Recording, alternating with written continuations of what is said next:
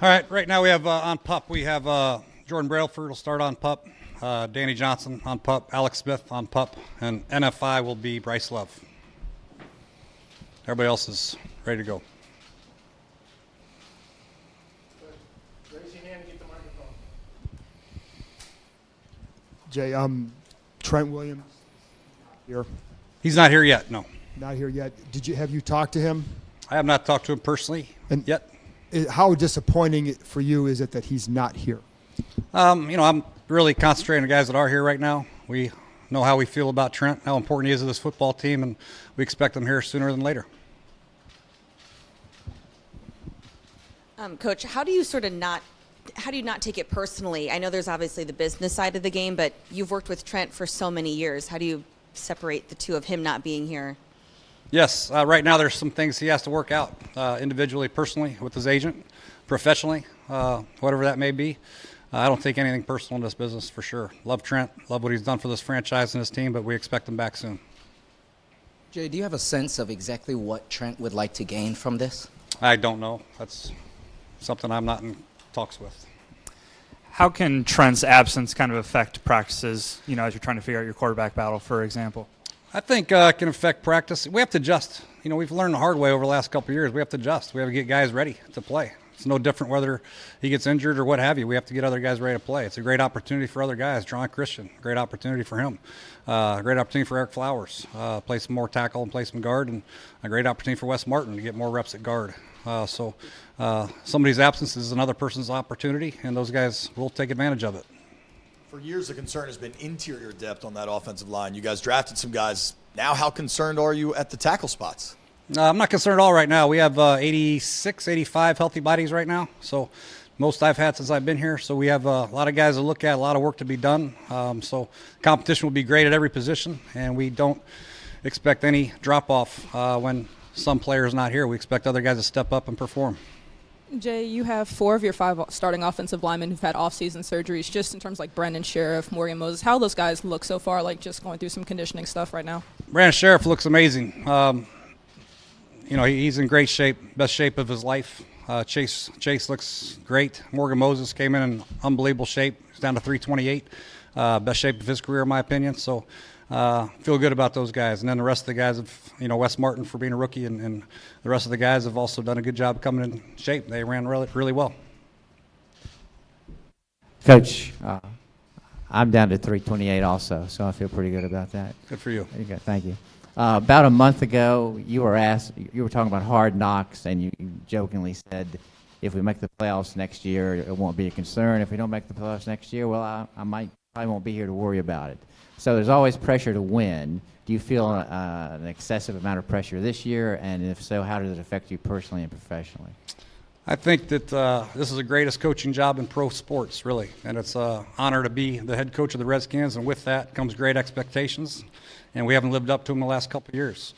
So performance is king. Our record is what you are. And last 2 years we were 7-9. So understandably so. In the National Football League, you got to win to keep your job. And we have to get it turned around. Mr. Snyder and Bruce has given me a great opportunity to coach this franchise for 5 years, going on 6. And I have every intention to believe that, every reason to believe that we have a great football team and we're on to something special here. Coach, can I follow up on that before I move on to a question I have? Are you approaching this camp any differently than you have in the past then? Not at all. Not at all. I mean, every year you have something different up your sleeve you have to adjust to from a performance standpoint, from a preparation standpoint. But for the most part, it's business as usual. Expectations are high. We expect great things out of each individual player. And as a team, we expect them to come together at this time in Richmond to become what we want to be as quickly as we can and find out our best 53 guys to get ready for Philadelphia. That will not be Mason Foster now as he was released. Can you just tell us a little bit that went into the timing of releasing him and what that says about the guys that you have here now competing for that spot? Yeah, I think there's no really good timing to release a player like that. He's a good player for us, a great player for us, led the team in tackles, but we feel really good about the youth that we have at linebacker. Adam Bostic helped out a lot, but we also have, Sean Dion and Josh Harvey Clemens, Cole Holcomb, we thought had an excellent OTA session. Marquise Flowers showed great athletic ability and speed. We get B.J. Blunt as a free agent we like from McNeese State. So we feel good about the linebacker depth that we have right now. Woody and Julie just took my question, so I'll just go off the board here. Josh Norman jumped over a bull. Your thoughts on that? Yeah. Well, I knew the bull wouldn't hit him. He avoids contact. No. Just kidding, Josh. Just kidding. No.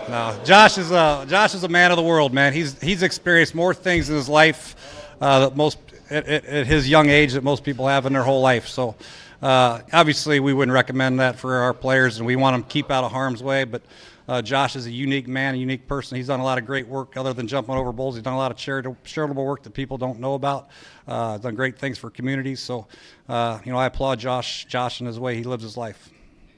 All up on the cornerbacks. On paper, it looks like you maybe have like 8 guys for maybe the 6 spots you had last year. Do you anticipate having all those guys stay at corner, or is there any thought of having some guys really kind of get a look at safety, considering there's some uncertainty there? No, I think our safety spot is pretty good right now. I feel good about our safeties. So I think the corners, you have really 3 corners. You got nickels too. So most of the time you're in 11 personnel anyway. You're going to have 3 corners on the field. So we have those guys that compete, and it's going to be great competition. Adding DRC as a free agent is going to be great. Fabian's progress has been outstanding, getting Dunbar back healthy. Josh obviously being here. Stroman done some great things. Obviously, Jimmy Moreland showed great promise in camp. Dion did some good things in training camp for rookie free agent from North Dakota, South Dakota, one of the Dakotas. Did some great things. I coached his son, or his dad in Arena League. So, we had a good group of guys, and the competition will be great there as well. Knowing your relationship with Trent, do you take this personally? Not at all. No, I don't take anything personally. Can't take anything personal in this line of work. How can you take it? I mean, when a guy of that nature does not come and he doesn't tell you why.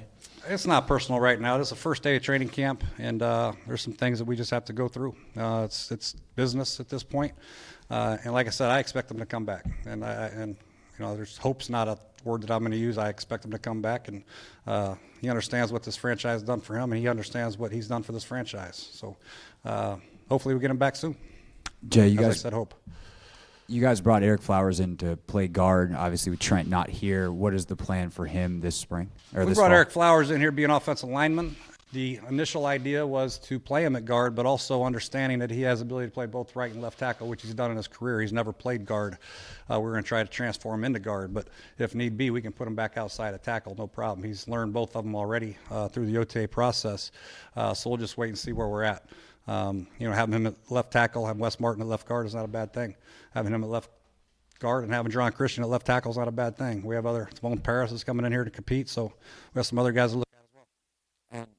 Trent's obviously good enough that he could probably show up week 1 and be fine, but how important is it from a chemistry standpoint, especially if maybe Wes is your starting left guard as a rookie, to get some reps with a group together? Yeah, for sure. You want all your guys. You want the guys that are going to play against Philadelphia to get as many reps together as they possibly can. That's for sure. That's very, very important. So hopefully that'll be the case. Jay, 3 quick injury guys.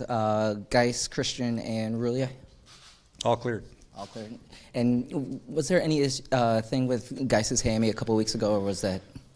He tweaked his hammy a little bit in a workout after practice in one of the OTA sessions. It was not that big a deal, though. It's just something that he had to just a couple weeks, and he was going to be fine. But he's been running and training the last couple weeks before training camp here today. He's been working with the trainers and got it back, so he's in good shape.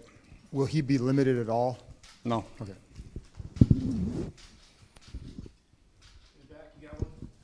Jay, what about Colt? What about him?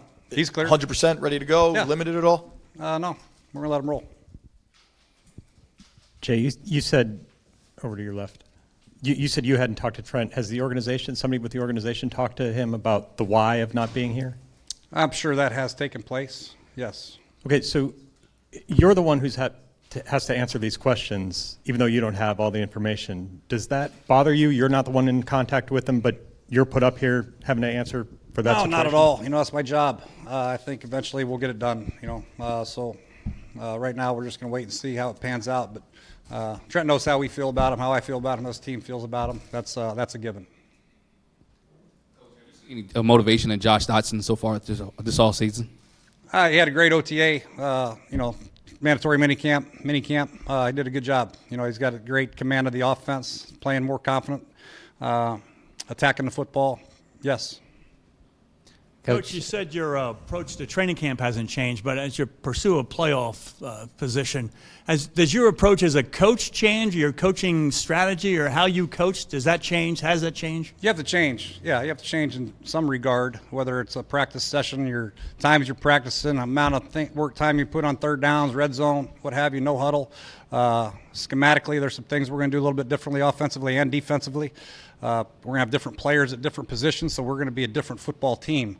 And we have to adjust to the players that we have, so we will be different, and we do have to adjust and make some changes. Coach, you were talking about a number of players that came in excellent shape, and you do a lot of work in the off season. So what is the value of training camp when guys are seemingly ready to go? And considering all you went through last year and how many different players you had playing in your last game from in your first game, is training camp too long? Can it be shorter? Should you get to the season sooner? You can never have too many practices, really, to get ready for a game. We have our limitations on how many we can do. We have a mandatory day off. You have a mandatory walkthrough in the afternoon. So we need to work. There's a lot of different situations in football that you have to prepare for. Personnel groups, third down, red zone, short yardage, goal line, 3 tight end sets, 4 tight end sets, 1 tight end set, 4 receiver sets, 5 receiver sets. So there's a lot to prepare for, and the only way you can really prepare legitimately is going out and practicing it, letting the guys see it and make reactions, and we can make adjustments on tape. So to get the plays on tape, to make the necessary adjustments, and then to evaluate our players. How do you evaluate a player? How do you make cuts if you don't get these guys out here to practice? So we have to give these guys opportunity to make teams. We have 86 guys in here that are trying their butts off to make a team, and if we don't give them a legitimate chance to make a play to make the team, it's unfair to them. So to be fair to every player that we have on this roster, we got to give them some looks, got to give them some reps, and it also helps our team get prepared for Philadelphia. Jay, you told us that Alex is on PUP. What else can you tell us about him? Will he be here? Do you want him working with the QBs? What can we expect? Yeah, I think it's on Alex right now. Alex is on PUP, and our job is to do everything we can to get him right. And his job is to come in here and help any capacity he feels fit to do so. So if he's in a meeting and helping out our young quarterbacks, he's got Case Keenum, who's never been in the system. Colt's been here for a while, but he hadn't had many starting games, and obviously Dwayne's a rookie. So I think having his influence and his leadership in that quarterback room will be beneficial.